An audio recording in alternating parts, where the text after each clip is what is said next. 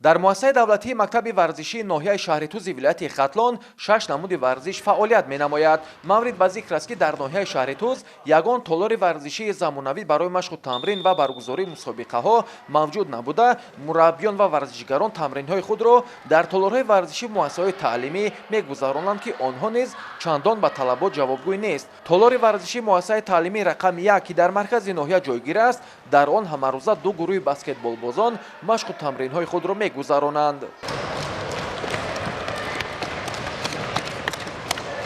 лекин ҳамин масъулони ҳамин ҳокимияти давлатии ноҳияи шаҳри Туз мегӯям ки ҳамин камтар эътибор дода ҳамин ягон толори нав сохта ки ҳамин бачаҳо баскетбола яъне тамрину сатҳи олӣ гузаронанд. мо аз масъулон мехоҳем ки ба ҳамин толори моро омада таъмир кунанду мо боз масъулияти мо боз бештар шавад ва мо боз дар ин толор варзишро бештар идома диҳем.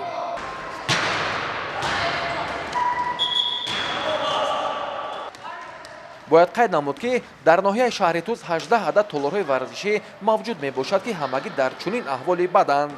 бо вуҷуди он ки шароити толорҳои варзишӣ чандон хуб набуда таъмирталаб бошад ҳам, ба ин нигоҳ накарда дар соли гузашта дастаи баскетболбозони ноҳия дар мусобиқаи минтақавӣ дар миёни 12 дастаи баскетбол иштироки фаъолона намуда бо гирифтани мақоми дуюм мушарраф гардиданд. айни замон бошад ду дастаи баскетболбозон барои ширкати фаъолона намудан дар мусобиқаи имсола ки дар маркази вилояти Хатлон шаҳри Бохтар доир мегардад, омодагӣ дида истодаанд.